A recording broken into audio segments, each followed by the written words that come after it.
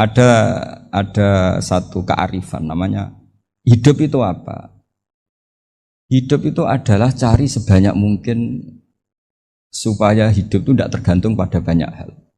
Jika misalnya cara berpikir orang-orang modern itu sebenarnya banyak orang-orang ilmuwan yang nggak ngagumi Amerika. Bukan karena angkuh ndak. Untuk mempertahankan kebesaran negara sebesar itu, kebutuhan listriknya besar, kebutuhan tentaranya besar, kebutuhan apa? Sementara negara kayak Venezuela atau Swiss kebutuhannya ada banyak. Pertanyaannya, yang tergantung dengan banyak hal sama yang tidak tergantung banyak hal, itu pinter mana? Kalau dibalik pertanyaannya gitu, negara-negara maju itu tidak keren kalau dibalik pertanyaannya. Orang yang untuk mempertahankan eksistensinya banyak, butuh banyak hal, dengan yang tidak butuh banyak hal, itu pinter mana? Orang yang bahagianya nunggu jadi dokter, nunggu jadi kiai besar, kiai viral, dengan orang yang bahagia cukup dengan ngopi, itu pinter mana? Tapi kalau dibalik pertanyaannya, orang yang tahunya nikmat hanya kopi dengan nikmat yang banyak, pinter mana? Makanya Mbah Mun itu kalau guyon itu lucu. Aku iku sakake ambek wong desa sing mlebu swarga. Saya dulu eskal mlebu swarga kok disakeni. Akhirnya beliau memberi penjelasan. Wong desa iku roe pakanan enak, iku mau kopi mbek uduk. Lah swarga iku mau nuruti sing dikarepno. Akhirnya semua mangan wis ngopi, nguduk, ngopi ora roh pakanan liyane ku ora roh. Nasi mandi ya ora roh, pizza ya ora roh apa-apa. Terus saya bilang, wah lah niku nak nganti selera tentang wanita cantik. Iku juga sederhana. Rodok pesek ya wis cantik, rodok ireng ya wis. Apa bidadarinya seperti itu karena saking enggak pengalamannya. Jadi surga itu kan nuruti apa yang diinginkan. Kira-kira keinginan orang kampung kalau di surga itu apa coba? Makanan apa coba? Ya, nak senengnya ketemel gemblong gitu. Artinya malaikat lebih suka nangani surganya orang-orang kampung di Bang Pak Rektor. Ini sudah ribet ini.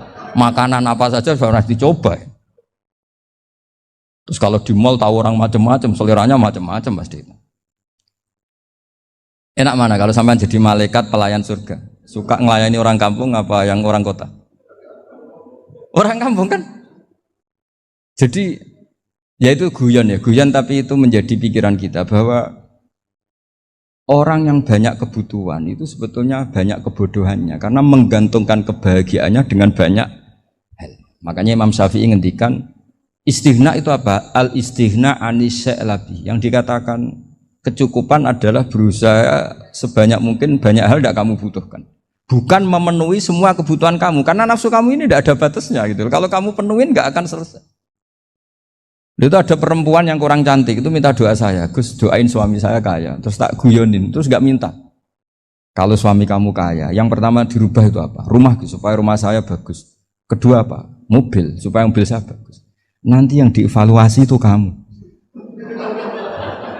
Mobil bagus, Alphard, rumah mewah, istrinya kamu pasti itu dievaluasi. Langsung nggak usah sudah gini aja kan.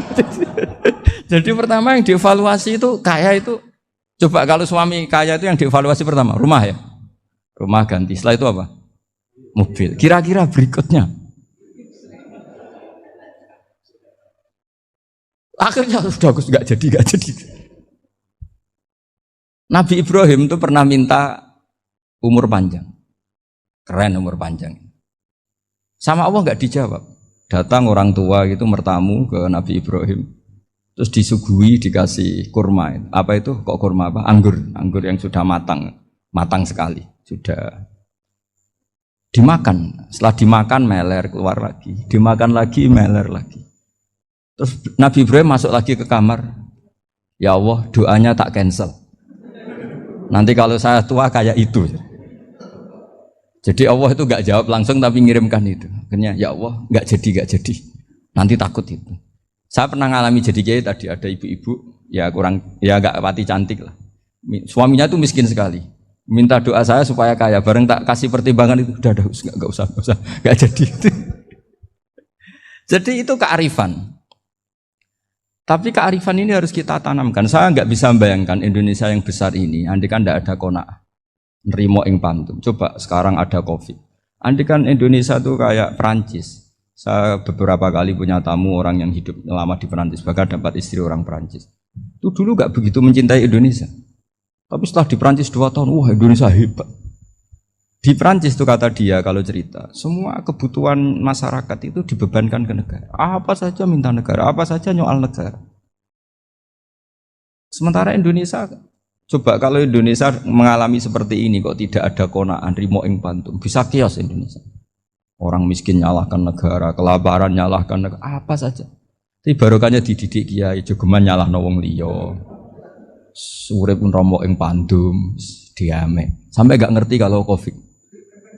Banyak tuh orang-orang kampung itu, orang lugu-lugu itu. Mbah niki saking Covid, salam ning Covid, muga-muga umure panjang. Dikira Covid itu nama orang yang ahli sosial itu. Mbah niki dana saking Covid. Matur nuwun sampekno salamku muga-muga umur panjang. Bingung kan yang nganterin ini. Ini gimana yang mau menjelaskan? Memang enggak paham. Ribet kan. Tapi saya pastikan bahwa dengan keadaan seperti ini kita bahagia, kita stabil, itu jelas barokahnya kalimat tadi, moto tadi atau pegangan hidup tadi. Makanya disebut al-ibarat qutun li'ailatil mustami'in, bahwa redaksi atau kata-kata atau pegangan atau filosofi hidup, apalah namanya itu adalah penyemangat. Penyemangat. Karena kata-kata ini memang luar biasa. Ketika sahabat perang demi kebenaran, zaman itu ya pasti benar karena yang dibela Nabi. Dulu itu kan enak zaman Nabi, yang dibela mesti benarnya, musuhnya mesti salahnya. Jika dulu itu memang harus tegas. Kalau sekarang mau tegas gimana? Yang kamu bela tidak mesti benar, musuhnya tidak mesti salah. Ribet kan kalau misalnya saya tukaran sama Pak Rektor, kamu mau bela mana kan bingung. Saya tidak mesti benar, saya tidak Nabi. Pak Rektor apalagi nggak mesti benar lagi kan? Ribet kan? Jadi kalau kita mau perang sekarang itu mau pede gimana? Enggak. Makanya banyak ulama sekarang tuh mau tegas tuh gak berani karena ya banyak hal yang abu-abu lah wilayahnya, misalnya pilihan presiden atau pilihan bupati, pilihan menteri. Kamu mati-matian bela itu, yang kamu bela tidak mesti benar, musuh kamu tidak mesti salah. Misalnya pilihan bupati, wah ini kabupaten ini baik kalau bupatinya ini, yang satu bilang ini, terus tim suksesnya kamu tanya, kamu yakin? Ya tidak juga. Lah kenapa semangat? Kan saya botohnya, paling alasannya ya itu aja, bukan yang lain. Beda dengan zaman Nabi, Nabinya mesti benar, Abu Jahalnya mesti salah, kan enak aturan mainnya jelas. Singkat cerita dalam perang itu banyak sahabat yang alami luka, ngalami apa gitu. Kemudian curhat ke Nabi, ya Nabi gara-gara derekkan jenengan, ngikuti jenengan saya harus ngalami seperti ini, seperti ini. Ngiranya orang itu diapresiasi sama Allah keluarnya. Ternyata sama Allah gak diapresiasi. Malah diturunkan ayat intakunu ta'lamuna fa innahum ya'lamuna kama ta'lamun wa tarjuna minallah ma'ala yarjun. Kalau kamu sakit karena perang, orang-orang kafir itu ya sakit. Itu saja berani padahal demi kekafiran. Wa tarjuna minallah ma'ala yarjun. Padahal kamu punya nilai lebih yaitu berharap kepada Allah yang mereka tidak punya. Saya jadi kiai itu ya kadang mangkel. Karena yang benci ya benci, yang seneng itu ngel-ngel loh kayak Pak Bejo. Jadi semuanya ribet. Nah iya, yang benci ya ganggu, yang seneng ya ganggu, tambah nemen. Seribet. Tapi kalau sudah ingat bandar narkoba, mereka berhadapan dengan polisi, kadang ditembak karena kesalahannya terlalu fatal. Antar persaingan mereka juga bisa tembak-tembakan karena merebut pasar narkoba. Itu saja mereka berani. Kok kita yang jadi kiai kadang dicium tangannya, dihormati gak berani, hanya takut apa ya, musibah-musibah kecil lah, atau problem-problem kecil. Lah iya, kalau kita bandingannya gitu. Kalau kamu mau tahajud kedinginan, itu masih nanti dihisab Allah itu gitu. Maling ayam itu keluar malam-malam, hanya dapat ayam. Itu gak takut dingin. Ya gak takut digebuki masa. Kamu mau tahajud saja takut dingin. Makanya nanti hisabnya orang soleh itu nanti dijajarkan orang dolim. Terus diperbandingkan. Wah itu habis kamu kalau itu. Jadi misalnya Unisula mau rapat, tapi ini malam, kalau malam dingin nanti sama masuk angin. Wah, anak-anak pang di perapatan aja berani kamu. Kalau sudah perbandingannya gitu tuh ribet kita nanti. Makanya itu kalimat itu moto atau filosofi hidup. Sehingga diulang lagi nasihat itu. Iyam saskum korhun fakodu masal koma korhum mislu. Kalau kamu kena luka, orang-orang yang nggak benar juga akan kena luka. Itu aja berani demi ketidakbenaran. Masa kamu demi kebenaran enggak berani? Akhirnya orang itu, ya itu kalimat, itu heroik. Makanya kita ini penting ya, makanya tadi himne Unisula dimulai kalimat thayyibah. Karena kalimat ini yang menjaga kita kalimat ini. Misalnya tentang Tuhan. Kenapa orang Islam imannya kokoh seperti ini, termasuk yang sudah hidup di Amerika, di Australia, di mana-mana. Itu ya barokahnya ajaran atau barokahnya kalimah. Saya sebut kalimah saya pakai bahasa santri. Karena la ilaha illallah itu dalam tradisi santri disebut kalimatu haqqin aliyah nahya wa aliyah namut wa aliyah nub'ats. Ada yang riwayat wa biya nub'ats insyaallah ta'ala minal aminin. Kenapa mereka di mana-mana meskipun sekolah di Amerika, di Australia, bahkan di Uni Soviet tetap mukmin? Itu barokahnya ajaran yang benar. Allah itu siapa? Tuhan. Tuhan itu sifat dasarnya apa? Awal. Dia harus wujud awal sebelum makhluk yang lain. Sehingga ketika ada negara yang maju, yang tertib, manajemennya tertib, masyarakatnya makmur, tapi punya Tuhan yang tidak seperti itu, tidak awal, itu sudah gak nyaman. Karena ndaklah keren Tuhan saya, karena Tuhan saya itu al-awwal, zat yang pertama. Tuhan saya keren lah, zat yang gak mati. Tuhan yang gak mati, yang gak pernah mengalami kematian. Sehingga tontonan atau yang dilihat kenikmatan-kenikmatan yang lain ini tidak mengubah dia pendirian tentang Tuhan. Karena mantapnya satu kalimat tadi, bahwa Tuhan itu ya harus satu, harus awal, harus tidak mati, tidak rusak, tidak mengalami apa-apa yang membahayakan. Sehingga ketika ditawarin Tuhan yang lain, meskipun menjanjikan secara finansial atau kemakmuran, mereka gak tertarik. Itu coba, itu barokahnya makmur apa barokahnya ajaran? Barokahnya ajaran. Sering negara Islam itu kalah makmur dengan mereka, tapi barokahnya ajaran ini tetap apa? Tetap Islam. Makanya Nabi Ibrahim, Nabi yang sukses bikin wa ja'alaha kalimatam baqiyatan fi. Di antara tugas suci Nabi Ibrahim dan semua Nabi adalah wa ja'alaha kalimatam baqiyatan fi aqibi. Nabi Ibrahim itu Nabi yang diberi gelar Allah. Dia adalah Nabi yang menjadikan kalimat tauhid itu kalimat yang abadi. Fi akibih, di anak turunnya, di semua generasinya, baik anak turun karena gen maupun karena pembinaan, karena pendidikan.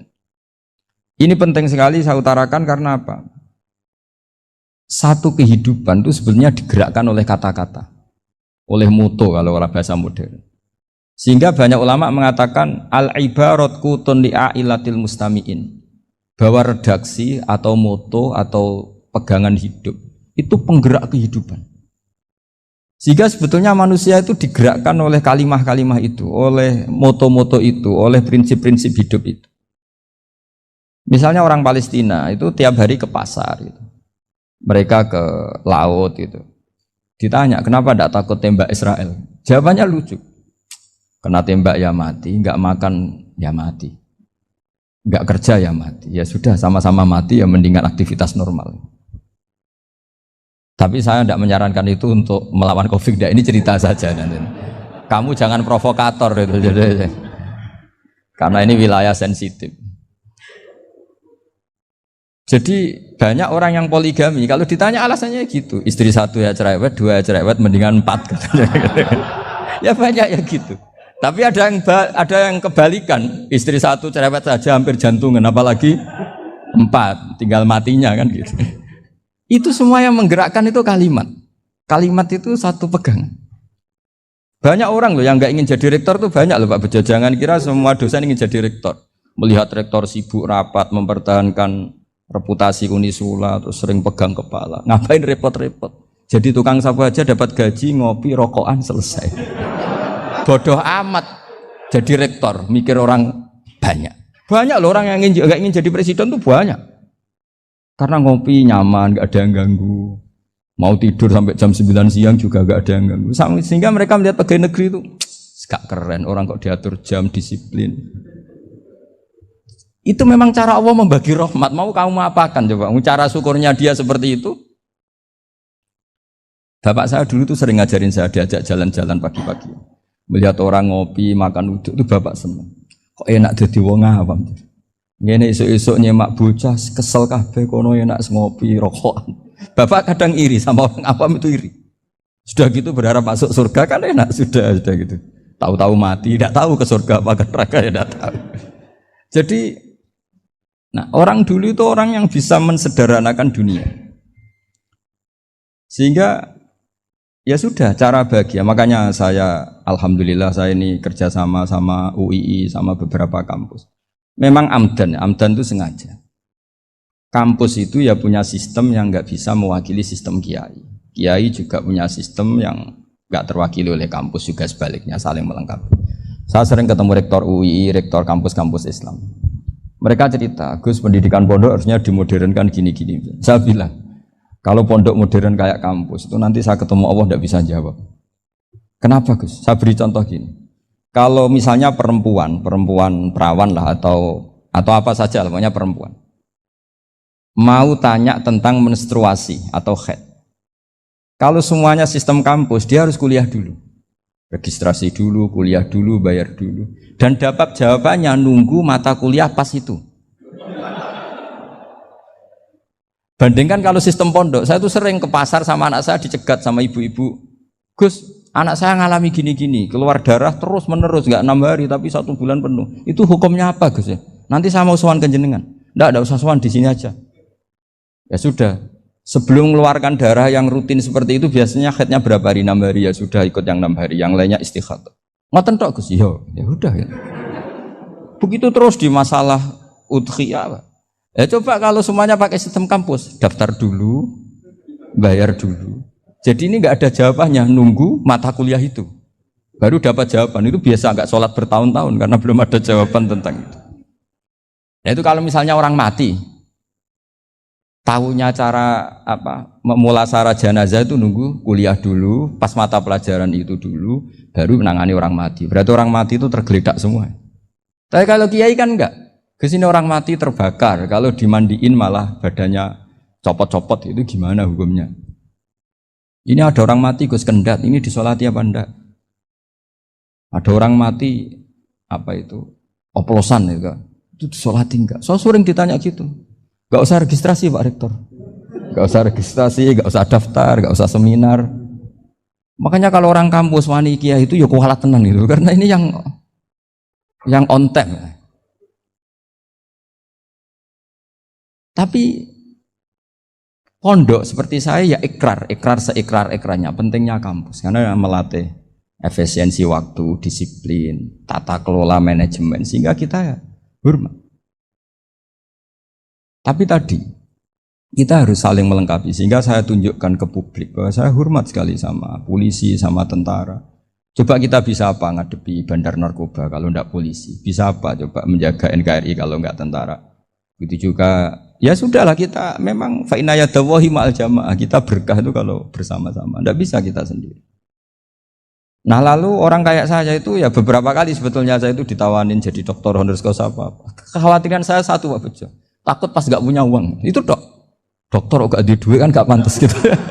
Jadi repot gitu, daripada beban lah sudah lah, gak usah dokter. Jadi kalau gak punya uang ya pantas, terus kalau ngebis ya pantas. Suatu saat kalau mati gak ada yang hadir ya pantas, enggak dokter gitu. Kalau sudah dokter kok masuk neraka, kayaknya apalagi rektor kampus Islam kok masuk neraka itu kan kok kayak agak pas itu. Misalnya rektor Unisiola ditanya mungkar nakir, nggak bisa kan kayak gimana gitu. Makanya harus sering ngaji saya supaya nggak malu di depan mungkar nakir. Masa rektor ditanya mungkar nakir nggak bisa. Harus berani bentak. Ini saya rektor loh Pak mungkar nakir. Masa. Kalau wali-wali dulu berani. Masyhur di cerita wali-wali ditanya marabbuka manabuka. Saya ini guru tauhid. Kok kamu tanya marabbuka manabuka yang ngotok? Kamu tidak pernah ngaji, enak aja tanya. Jadi wali-wali itu ya rileks ngadepi mungkin. Saya yakin rileks wali di Bang Pak Rektor. Saya yakin itu. Karena wali itu lebih dekat. Tapi ini kesalahan yang tidak maksiat. Insya Allah dimaafkan Allah Subhanahu Wa Taala ini karena kesalahan itu ada dua, ada kesalahan yang maksiat, ada kesalahan yang tidak maksiat. Saya punya komitmen terhadap agama ini. Baik tadi yang dikatakan Pak Rektor, ada unsur ulama, ada unsur habaib, ada unsur pengusaha, ada unsur birokrat. Di antara kenangan-kenangan saya dari Syekhina guru kita bersama Kiai Haji Maimun Zubair, beliau itu sering dawuh, sering ngendikan, dan itu saya sampaikan juga ketika 7 hari wafatnya Agus Robah, cucu Mbah Maimun, putra Agus Subah. Di antara yang beliau katakan itu adalah sok hak agama itu sing gawe pegawai negeri. Itu berkali-kali beliau ngendikan gitu. Ya saya agak bantah. Lah kalau santri, Bah, ya santri karuan mesti gawe agama, tapi sok ben sing gawe pegawai negeri. Setelah saya jadi kiai dan penelitian, saya itu berkali-kali didatangi dokter, tentara, juga polisi. Mereka sering bilang gini, Gus saya ini dokter negeri. Saya ke NTT, ke Papua, karena saya muslim, berkebutuhan Islam, maka dibikinkan musola, dibikinkan masjid. Kalau kiai tidak bisa, bikin sendiri urunan mau narik siapa. Mau narik tarikan di jalan yang mau nyumbang siapa. Tapi kalau kebutuhan negara, karena tugas negara, ya difasilitasi negara dan tidak dianggap misionaris karena negara. Begitu juga di beberapa negara yang non-muslim kayak di Argentina, di Venezuela, itu ada masjid, ada kajian Islam ya karena duta besar. Dan itu aparat negara. Disinilah kearifan para ulama berkoalisi dengan umarok dengan makna yang positif bahwa agama ini harus ditopang umarok, sistem negara. Tentu di situ ada tentara, ada polisi, ada macam-macam. Kita sebagai kiai juga enggak berdaya di depan para bandar narkoba apa-apa kalau enggak ada BNN. Kita mau apa dengan korupsi kalau enggak ada KPK. Sehingga kearifan para guru-guru kita, mulai Mbah Maimun, bapak saya sendiri, NU, Muhammadiyah, semua ormas-ormas Islam itu pasti maulah kerjasama. Karena kita siapa kalau enggak kerjasama. Dan di antara pesan Rasulullah SAW adalah yaduwahi ma'al jamaah. Jadi apa ya, kebersamaan itu sudah berkah. Fa inna yadawahi ma'al jamaah. Jadi berkah. Lalu kenapa saya kalau ngaji bawa kitab? Ini agak sebetulnya itu lazim. Lazim itu suatu yang harus. Tapi karena kelamaan mubalek itu tidak pakai kitab. Seakan-akan bawa kitab itu yang aneh. Sebenarnya aneh mereka.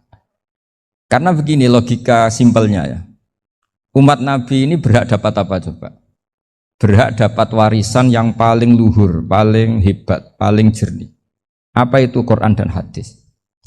Pertanyaannya, siapa yang paling punya hak otoritatif untuk menerangkan Quran hadis? Ulama. Ulama yang mana? Ya yang kapabel, yang sudah diakui dunia kayak Imam Ghazali, Imam Bukhari, Imam Syafi'i. Artinya kalau kita tidak pakai materi itu ulama mendapat pikiran kita, bukan mendapat pikiran mereka. Saya ulang lagi, kalau kita tidak pakai materi yang otentik, yang orisinil, umat ini mendapat pikiran kita, bukan pikiran mereka. Maka saya berusaha supaya teman-teman atau semua umat Islam dapat pikiran-pikirannya Imam Ghazali, pikiran-pikiran Imam Bukhari, pikiran-pikiran Abdul Qasim Al-Junaidi, kejernian-kejernian Abu Yazid Al-Bustami. Kejernian itu diantaranya adalah misalnya makalah yang menurut saya itu makalah yang super. Jadi untuk ngadepi krisis karena COVID atau karena apalah. Itu lama dulu sederhana sekali. Beliau-beliau punya rumus yang mungkin jarang didengungkan orang, tapi saya akan kampanye rumus ini.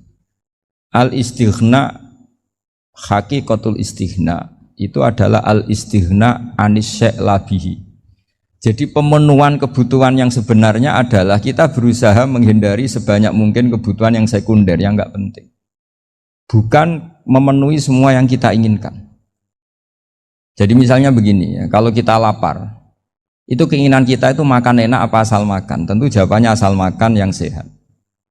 Tapi kalau nuruti nafsu kita, makannya yang enak, teman makan ya enak. Terus di warung yang favorit. Ini kan satu kebodohan. Kenapa untuk makan saja butuh definisi sekian banyak? Yang kita harus kecewa, warung favoritnya bisa sudah tutup. Atau kita ke sana harus macet. Ribet. Yang benar-benar arif dan bijaksana itu adalah al-istighna anisya. Sesuatu yang tidak mendesak itu jangan jadikan kebutuhan. Sehingga kalau kita puasa misalnya, semua makanan itu enak karena kita sangat lapar. Sehingga Abul Qasim Al-Junaidi ketika ditanya, ma'idamu to'am, lauk makanan itu apa? Jawabannya lucu, alju, lapar. Kalau kamu lapar ya semuanya enak. Ini sudah mulai hilang. Kita bilang makan enak itu ya sate, ya gulai, ya pizza yang kita senang. Akhirnya apa? Untuk nikmati nikmatnya Allah itu kita jadi ribet. Apalagi yang orang-orang fasik harus ditemani perempuan yang tidak halal misalnya, atau harus ada ajudan, ribet. Nah pertanyaannya, orang yang ribet sama yang nggak ribet itu pinter mana? Pinter yang nggak ribet. Nah ini kearifan-kearifan yang mulai hilang. Lalu siapa yang bisa mewarisi itu? Ya ulama. Jadi ulama itu cara berpikir sebenarnya simple. Makanya mereka sering kalau tahajud itu, di antara makalah Sayyidina Ali paling terkenal dan yang menjadikan beliau punya derajat yang luar biasa itu adalah kafani izzan antakuna li robban wa kafani fakhron an akuna laka abdan. Ya Allah, saya ini sudah begitu mulia, begitu terhormat dan sangat-sangat terhormat karena yang menjadi Tuhan itu Engkau. Jadi rumus pertama itu karena menjadi Tuhan itu Engkau. Hanya Tuhan yang abadi, Tuhan yang pertama, hanya Tuhan yang al-awwal. Coba ya Allah, kalau saya ini punya Tuhan Fir'aun, punya Tuhan mati jadi tontonan lagi, itu kerennya di mana coba? Andaikan kita punya Tuhan Fir'aun, atau punya Tuhan yang asal-usulnya manusia, apapun hebatnya manusia itu, kita punya Tuhan manusia itu. Tuhan yang lapar, yang kalau nggak makan mungkin pingsan, mungkin bisa kena COVID, nanti Tuhannya diisolasi. Kayak apa? Makanya ketika Tuhan Allah menyindir ketuhanan selain Allah itu, Allah hanya menyindir dengan kalimat sederhana, kana yakulani to'am, yang kamu tuhankan itu masih makan. Hanya kalau nggak makan ya lemes. Jadi lama-lama ada orang gini, alhamdulillah tadi Tuhan mampir ke saya, kelihatannya lapar, setelah tak kasih makan sehat lagi. Susah nggak punya Tuhan yang seperti itu.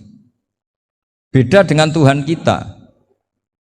Tuhan yang nggak butuh makan, nggak butuh minum, al-qayyum, zat yang berdiri sendiri tanpa butuh yang lain. Al-awwal, sebelum ada langit bumi sudah ada Tuhan kita yaitu Allah.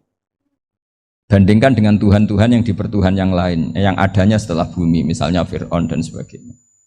Sehingga Sayyidina Ali pertama jadi kebanggaan apa? Kafani izzan antakuna li robban. Saya ini keren betul, karena punya Tuhan yaitu Engkau. Tuhan yang lahul asma'ul husna, Tuhan yang semuanya punya kebaikan, punya keabadian, punya keagungan. Terus wa kafani fakhron an akuna laka abdan, dan saya bangga sekali karena saya menjadi hambamu. Kalau saya jadi hambanya Pak Rektor ribet kan, sudah tak hormati ternyata nanti tidak rektor, ya kan ribet kan. Terus pokoknya ribet, jadi budaknya manusia itu ribet. Makanya ada seorang wali datang ke temannya yang jadi presiden atau jadi raja. Datang ke situ karena tidak punya uang, mau minta uang karena temannya raja. Setelah sampai sana ternyata temannya ini karena orang soleh pas berdoa, ya Allah saya minta ini, minta ini, minta ini. Terus si wali tadi pulang. Kenapa kamu pulang? Ternyata dia sama, masih minta-minta kayak saya. Jadi sederhana dia. Sama-sama minta kamu, minta zat yang kamu mintain katanya. Jadi dulu itu orang itu sebegitu dekat dengan Allah. Sehingga si raja ini terus ketemu wali tadi tanya, kenapa kamu menyepelekan saya padahal sekarang saya raja? Terus ditanya sama wali tadi, karena temannya, kalau kamu di padang pasir tidak bisa minum dan harus minum 1 gelas, dengan ongkos kamu harus mengasihkan semua kerajaan kamu demi minuman itu. Pilih mana, minuman apa tetap jadi raja? Ya saya milih bisa minum. Saya tidak raja tetap hidup, tapi kalau nggak minum mati. Bagaimana Anda bangga dengan satu kerajaan sing la yusawi kak samain, yang tidak sama dengan segelas air. Jadi artinya terus mereka melihat jadi raja itu ya biasa, jadi presiden biasa, jadi rektor biasa. Karena mereka biasa berlogika, hakikatul izzah itu ya at-taqarrub ila Allah, yang benar-benar terhormat itu ya dekat dengan Allah. Begitu seterusnya mereka bikin paradok-paradok yang aneh, tapi itu menjadi pelajaran. Bapak saya Ki Nur Salim itu senang baca anekdot Nasiruddin Koja. Itu kalau bikin orang-orang aneh, itu dia datang ke satu pesta, pakai baju lusuh, pakai sarung lusuh atau celana lusuh, sama sohibul bed yang punya acara dibiarin. Setelah dibiarin dia pulang pakai jas, pakai dasi, pokoknya keren. Dihormatin, pakai alpat, pokoknya dihormatin. Silakan. Pas dia disuruh minum, minumannya itu disokkan saja ke sakunya. Jas, kamu harus minum yang banyak, karena kamu yang dihormati, bukan saya. Terus makanan ya semuanya diletakkan di saku, ada yang apa? Ayo kamu makan yang banyak. Alpatnya juga gitu, dikasih sate apa? Ayo kamu makan yang banyak. Mereka tidak melihat saya, melihat kamu. Akhirnya orang satu pesta itu istighfar semua, berarti kita ini salah. Terus dia pidato, kenapa kamu ngomong gitu? Tadi saya datang, orangnya sama. Gara-gara beda pakaian, penghormatannya beda. Berarti yang berhak dapat makanan ini jasa ya, bukan saya. Betapa naifnya kita sebagai orang. Ternyata kita masih hormat sesuatu yang seperti itu, yang atribut. Jadi orang-orang sufi itu orang yang bisa menertawakan dunia. Akhirnya ya, pertama dia dianggap orang gila, masa jas dikasih makan, dikasih minum. Tapi secara fikih dia benar, haram dia makan. Karena pas dia datang dibiarin, setelah pakai jas dikasih makan. Berarti hakikat yang dapat rezeki siapa? Jasnya apa orangnya? Jasnya apa orangnya? Jasnya. Jadi itu orang-orang sufi, kearifan orang-orang dulu itu bisa ngelola hal-hal yang keseharian menjadi luar biasa. Ada seorang wali melihat istrinya makan satu piring, anaknya makan satu piring. Ditanya, kalian kenyang? Wah, kenyang sekali. Melihat anaknya minum kopi satu cingkir, senang. Kalian senang sekali. Wah, kalau senang dengan hal-hal yang murah bisa, ngapain harus senang dengan hal-hal yang mewah? Bodoh sekali saya. Sehingga terus mereka bisa qanaah. Qanaah itu ya hidup itu simpel, sederhana. Sehingga kita ini bekti sama orang tua misalnya. Itu ya karena ajaran. Suwargamu itu karek wong tuamu. Nak wong tuamu ridho, Allah ridho. Nak ora ridho, Allah ora ridho. Ridho wa fi ridhol walidain wa sakhatu wa sukhtu wa fi sakhatil. Sehingga ketika ada orang tua yang agak brengsek gitu, anak-anak tetap hormat. Punya orang tua yang miskin, yang sudah miskin, tukang tombok nomor, banyak kan di kampung gitu. Ya tetap hormat. Coba kalau dari awal kita ngajari orang tua kamu hormati ya, kalau baik, kalau tidak usah. Bisa geger Indonesia. Tapi barokahnya ajaran-ajaran itu Indonesia tertib karena ada ajaran. Nah ini di sini pesantren dan Unisula semua harus berkontribusi membuat ajaran yang benar itu adalah ciri utama Islam. Sehingga Islam ini dimulai dengan ajaran kalimatu haqqin alaiha nahya wa alaiha namut. Sehingga kita tenang seperti ini. Saya ini termasuk kiai yang tenang. Meskipun kata orang banyak saya ini kiai besar, tapi termasuk kiai yang paling tenang. Termasuk yang paling tenang. Karena saya ini pakai mazhab orang-orang hebat.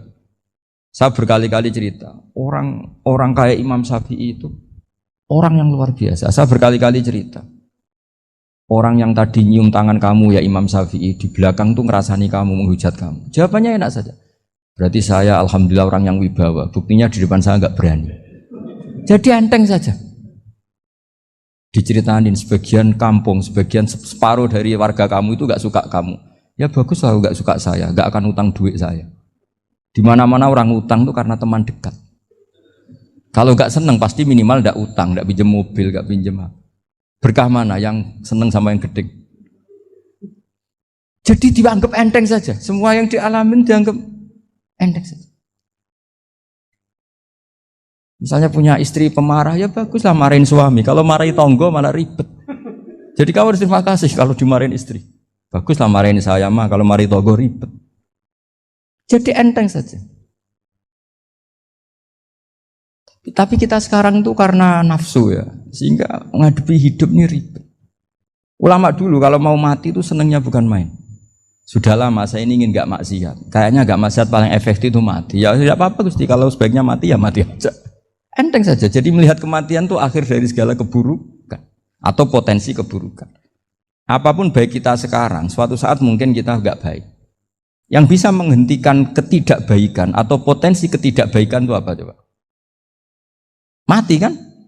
Berarti mati itu mengerikan apa menyenangkan? Mesti kamu tidak berani menjawab. Meskipun secara ilmu kamu berani, tapi secara rasa agak berani kan? Saya ulang lagi ya, yang bisa menghentikan keburukan atau potensi keburukan itu apa coba? Apa?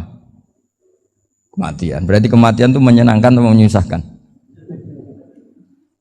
Apapun kamu tidak berani jawab karena kamu agak-agak duniawi itu kelihatannya. Tapi secara ilmu, kamu tahu kan kalau mati itu tidak buruk-buruk banget. Karena apa? Itu akhir dari segala keburukan. Sehingga Nabi ngajarkan kalimat itu begitu luar biasa. Allahumma ahyini maka natil hayatu khairan li wa tawaffani maka natil wafatu khairan li. Nabi melihat dunia itu begitu indah. Ya Allah, kalau saya ini hidup, anggap saja hidup ini ziyadatan li fi kulli khairin, menjadi modal saya menambah segala kebaikan. Jika suatu saat saya mati, anggap mawon rohatan li min kulli syarrin, itu akhir dari segala keburukan saya. Sehingga mati hidup ya baik karena di situ kita bisa berkontribusi beramal soleh. Mati juga baik karena mengakhiri segala keburukan. Nabi nate ngendikan lagi, ajaban li amril mukmini inna amrohu kullahu khair. Orang mukmin itu mengagumkan, semuanya baik. In asobathu na'ma syakara fakana khairan lah.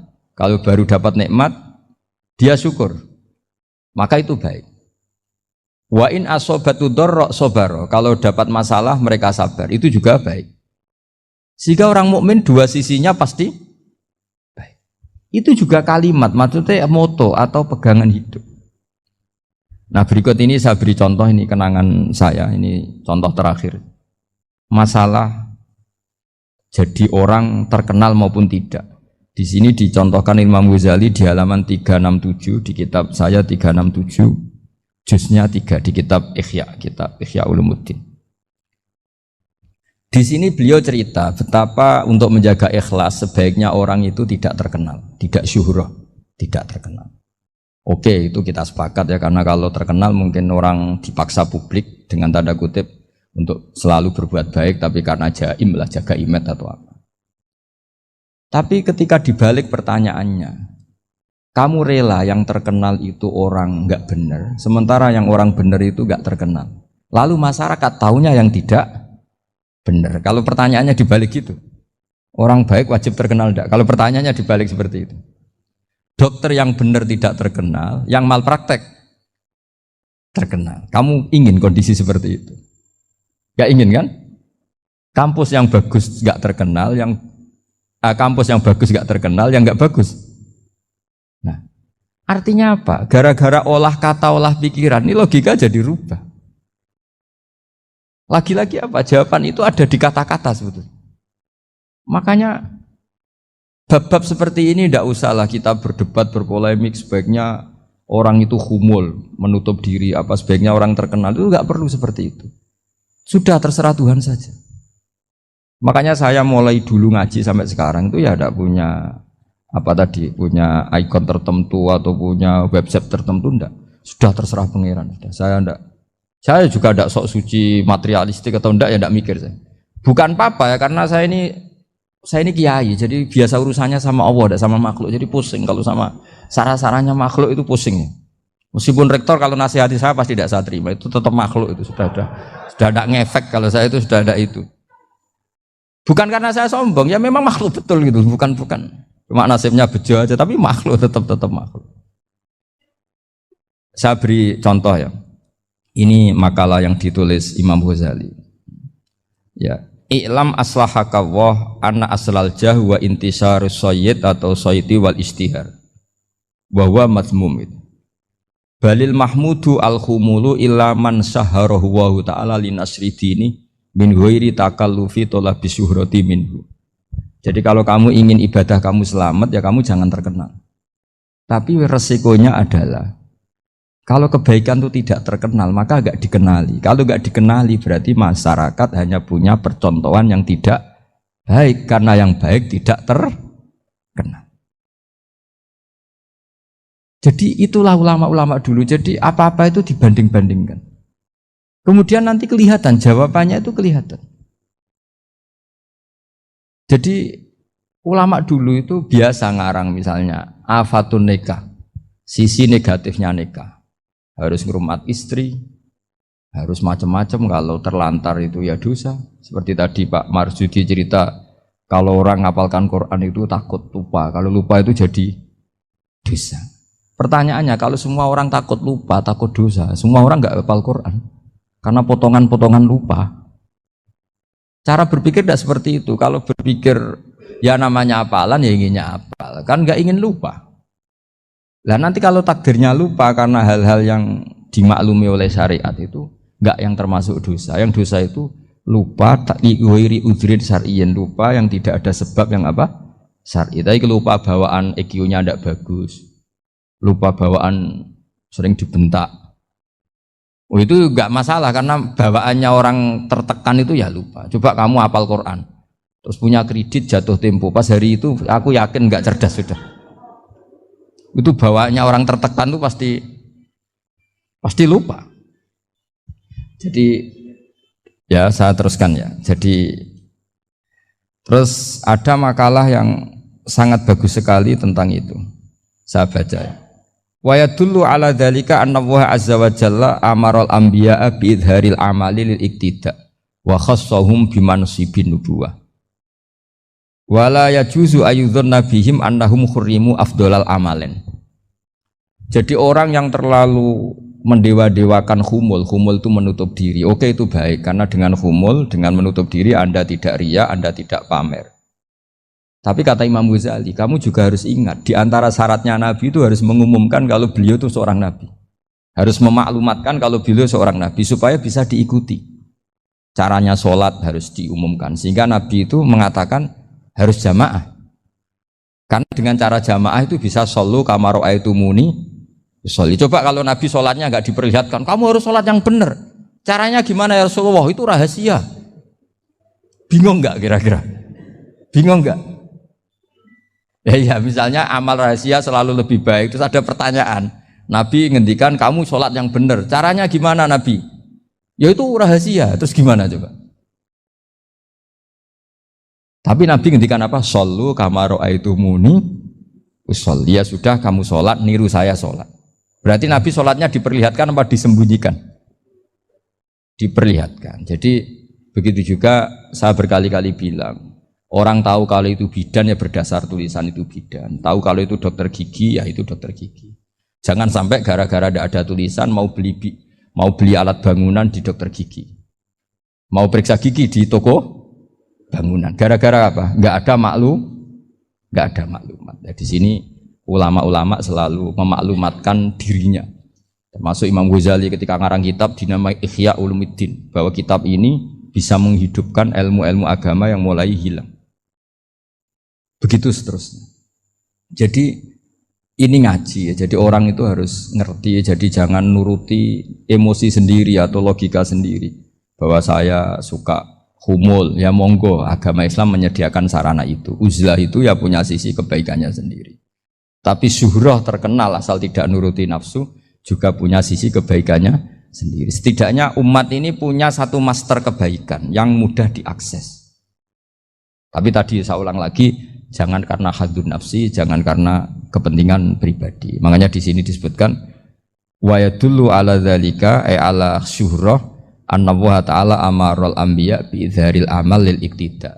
Allah selalu memerintahkan para nabi kalau ngamal kebaikan ya harus dimunculkan supaya bisa ditiru. Yaitu tadi kita tidak bisa bayangkan kan kalau misalnya Nabi menyuruh kamu harus sholat yang benar, kemudian sholatnya Nabi sembunyi. Lalu ditanya, Nabi saya niru siapa? Wah itu rahasia, kamu nggak boleh lihat sholat saya takut tidak ikhlas.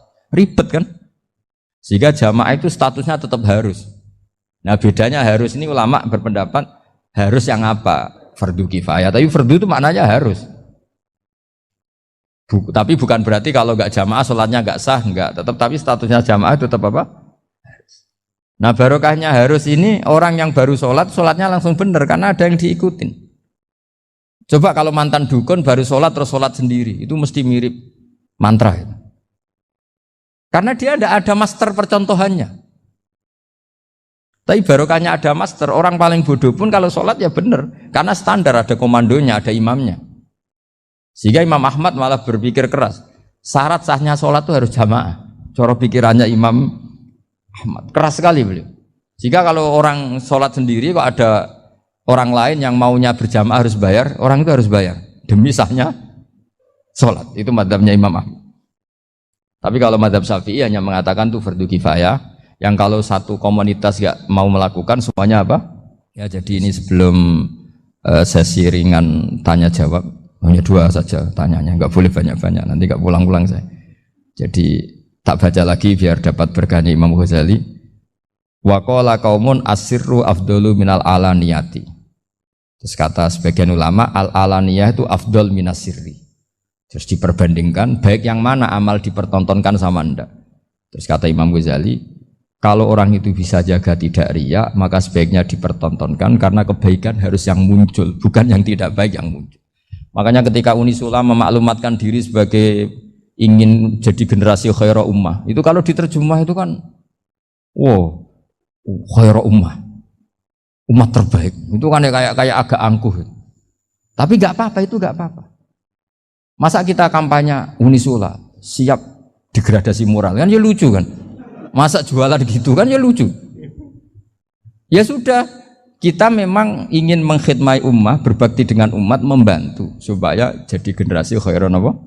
Tidak apa-apa, dimaklumatkan supaya dengan itu umat punya sarana. Oh kalau ingin jadi khairah ummah, kuliah di sini. Jangan lalu enggak gitu. Ya sama kita dokter, maklumatkan saja dokter gigi, dokter kandungan, dokter bedah. Sehingga orang kalau mau bedah ya jangan ke dokter kandungan. Jadi barokahnya maklumat ya. Jadi saya mohon sekali ini, saya sendiri sebetulnya orang yang enggak siap terkenal sebetulnya, tapi ya sudah terserah Allah saja. Kalau itu cara Allah menyebar kebaikan, ya monggo. Pokoknya kita tawakal saja sama Allah Subhanahu wa Ta'ala. Ya saya kira demikian. Assalamualaikum warahmatullahi wabarakatuh.